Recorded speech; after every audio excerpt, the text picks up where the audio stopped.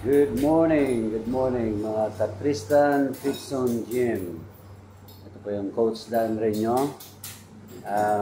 Ngayon, ang i-feature po natin is yung smoothie.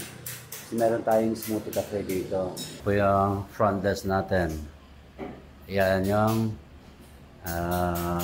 front desk. Yan. Ito po yung flag ng Cayman Island. Ito po yung British flag. So, ito po yung smoothie na sinasabi ko sa inyo. Yan. First in the Philippines po to. So, may umorder po sa atin ng CrossFit. Yan pala. Now, China ang tagagawa ng smoothie. So, basically, ang ingredients nito ay almond nuts, almond milk, natural peanut butter, blueberry, flaxseed, muscle milk, protein. So, ang calories count nito is 362 cal. Na-measure na po to. Yan. Prepare na niya. Para sa kaalaman ng karamihan, itong smoothie na to na ginagawa dito sa Tristan Fitson Gym is ito yung post-workout. Ito yung kakainin mo after ng workout mo. Etong mga to, psychotic mga to, yan po yung mga pre-workout. Meron din tayong creatine dito at saka amino max. Meron tayong whey protein dyan. Meron tayong mga C4, N-Explode. Tapos meron tayong mass gainer at saka roll one whey blend. Pero itong inaano natin na to, prepare ngayon, is post-workout meal. Ang timing ng pagkain mo dito dapat is from 0 minute to 45 minutes after your workout. So, ito po siya. Ayan po yung blueberry. Blueberry, matigas pa kasi frozen ng mga frozen yung mga natin dito.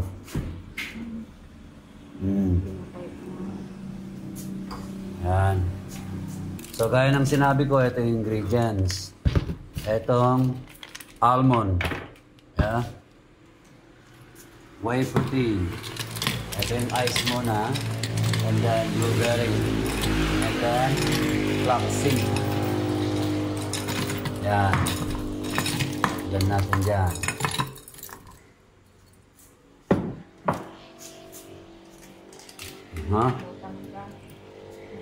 Peanut butter. Flaxseed.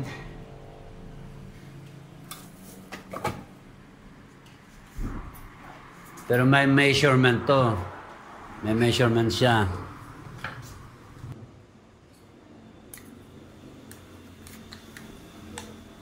Yan, hinahalo na.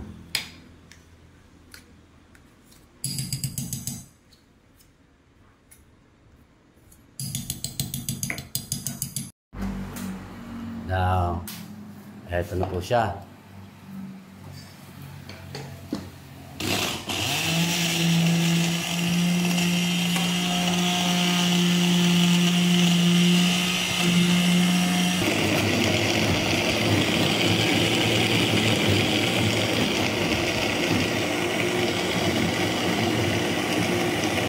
So, eto na.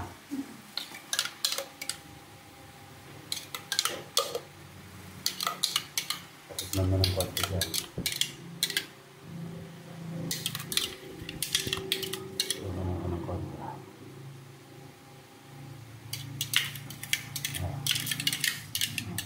Tapos ito din.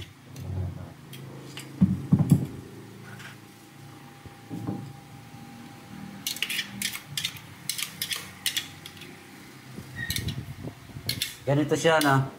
Basic.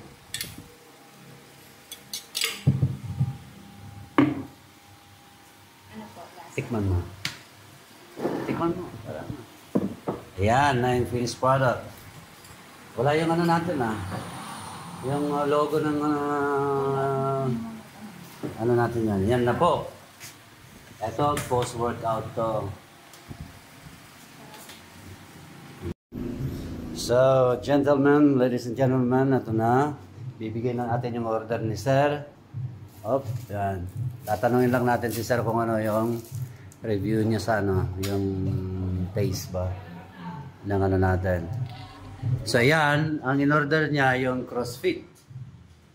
Yan. Meron tayong foundation. Marami dyan. Meron tayong natural shake, weight gainers, muscle builders, fat burners, lahat yan. So, Sir, ano po yung lasa? Ito yung ito yung sinasabi ng post-workout meals. So, consider din tong MRP kasi. Ang MRP, meal replacement. Kasi hindi mo na kailangan kumain ng tanghali pag ano mo na yan. Usually, so, yan, ito na talaga yung Ito na yan, yung post-workout. Ang timing ng pagkain nito, sinasabi ko, from 0 minutes to 45 minutes after ng workout mo. So since katatapos mo, di ba? Kaso nag-change ka na ng So katatapos mo, yan ang timing until 45 minutes para ma-maximize mo yung ng post-workout meal. So meron siyang again, meron siyang almonds, meron siyang peanut butter, meron siyang flaxseed, meron siyang blueberry, meron siyang almond milk, and then whey protein. Ito, whey protein natin. Alright, so sir, thank you sa order. Alright, good.